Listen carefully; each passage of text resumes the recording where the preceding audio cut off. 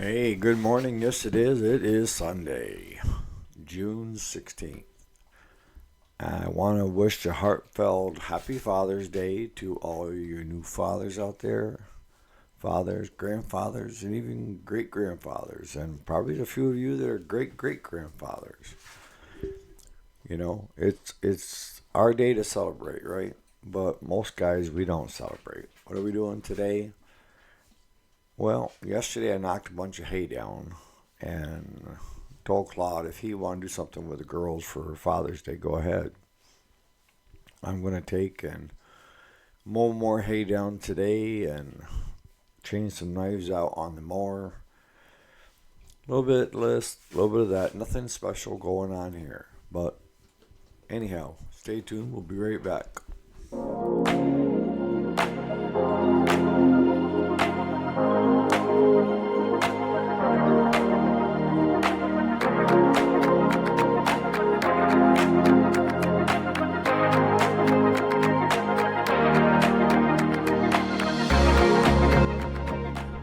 So I thought since today is Father's Day, we have a topic on being a father, right? And how much of an impact you have on your kids and then your grandkids. For you guys that are older, you'll know what I'm talking about. We don't see it as much when we're fathers, because we're so busy trying to provide, we're so busy trying to do this and do that, that we don't see that, I always was a firm believer is don't show me or don't tell me, show me. And that's the way the kids are. Even your daughters that have, you wrapped around their pinky or is they're watching you all the time. And they're trying to emulate you. They're learning, right? So that's why, which I'm not really big on anyways, swearing. It's become as generations get further down, it's common to have 8 to 10 swear words in a sentence. When I was growing up, you could get your mouth washed out with soap and a good swat right upside the head. If you even thought of saying something derogatory or, so.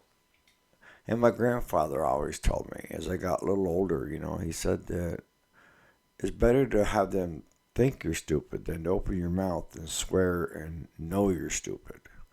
Because he felt that you weren't smart enough to use correct vocabulary to try to explain a point that you were working on or, what have you. Why, and then we wonder why the kids get in trouble in school or at grandma's when all of a sudden the child blurts out a swear word or a derogatory word. They're hearing it somewhere, and so you have to be really careful about what you say and what you do around your kids because they are watching you all the time and they want to be like you. You know, you're their dad.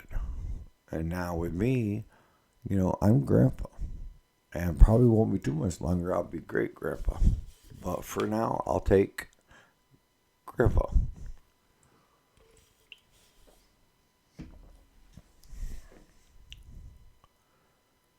Because right now I've got 8 grandkids.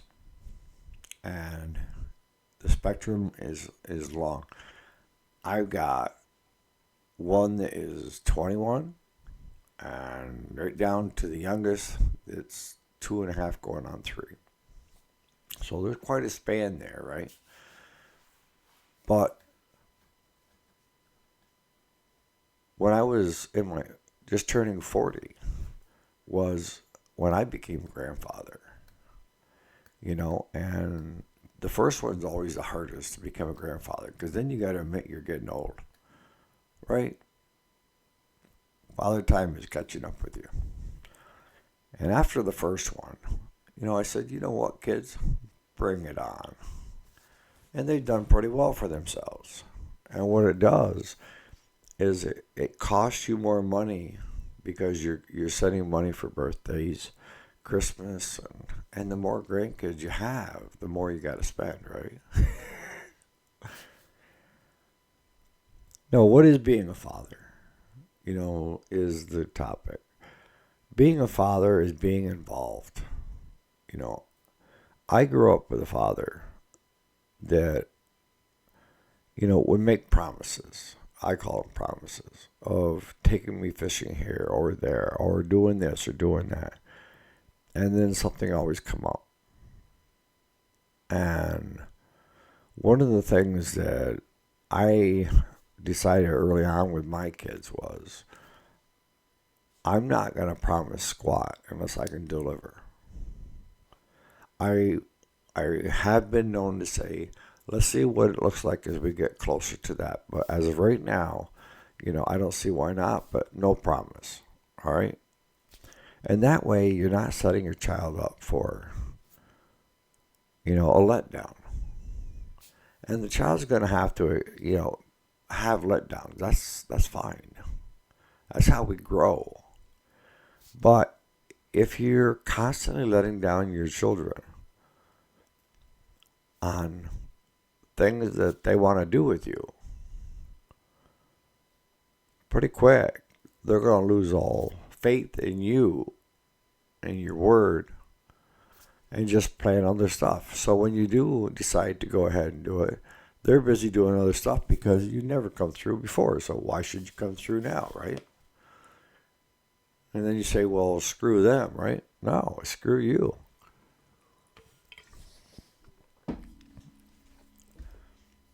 You can't be a father if you're an absentee. Being a father is not a sperm donor. A father is so much more. And that means you're in for a lifetime, right? You're involved with what your kids are doing. You take interest in what your kids are doing.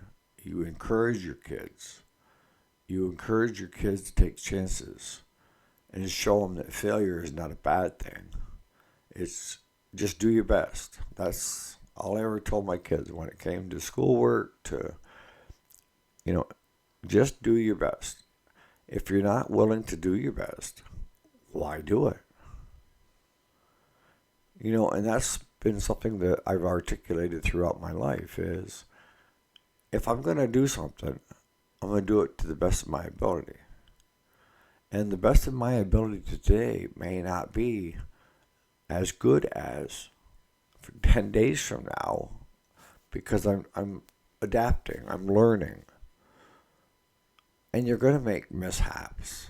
Even as parents, we make mishaps. I see so many fatherless homes of where the parents get divorced and, the mother can't say a good word towards him and likes to do it in front of the kids. And when he's got the kids, he is running their mother into the ground. If you ever run into that situation where things are not working out, most times it's communication, guys. So talk it over before you get heated. But one of the things that when I went through the divorce and the kids were in their teens, and to this day, I have never said a derogatory, off comment, anything about their mom. It's their mom. It's their mom. And they shouldn't have to try to take sides. If you start running their mom down, they're going to take sides. But it's not right to start with. And the same holds true if the kids are constantly hearing put downs about their dad from their mom. And one of the things that I've told younger fellas is, just stay in the game. Be proactive with your kids. Don't say anything negative about anybody. Keep it above board. Your kids should not be involved in why the relationship didn't work out between you and your significant other than to say it's not your fault, not even close, not even remotely. Take that away. That has nothing to do with you guys. It's something with your mom and I, and that's where we leave it. Because we don't want our kids feeling like they're the reason that we broke up, right?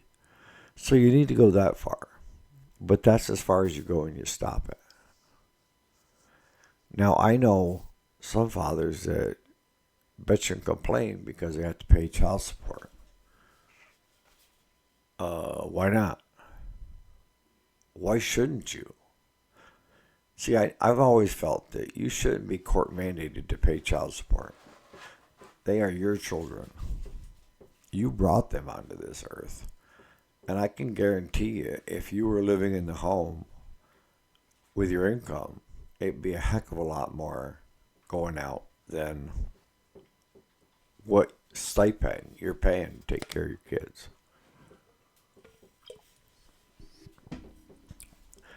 With my ex-wife and I, we're still great friends to this day. We did get a divorce. It was quiet. And there was never any bickering over child support. We had joint custody. We both trusted each other with the kids. And I had full access whenever I wanted to. And I knew she wasn't running me down, and she knew I wasn't running her down. She was still my best friend, even though things just happened, That's how you stay engaged. If the ex is causing you heartache and headache and trying to limit your exposure, maybe your approach is all wrong. I don't care how much you hate the other person, and you shouldn't at all hate, because there's a reason you guys got together, even if the other person cheated. All right, so it didn't work, or the other person made a mistake. I don't know. But where you guys should be able to come together is on the kids and what's best for the kids. And if you tell their mom, look, the kids need me in their life. I need them in my life. They're very important. You're pulling at, her strings. That's her core. She is a mom, right? And if you're drinking, doing drugs, what have you, partying, don't expect mom just to hand the kids over. Don't. And maybe that's the reason you guys didn't make it, is because the other one was still in their partying days and the other one grew up.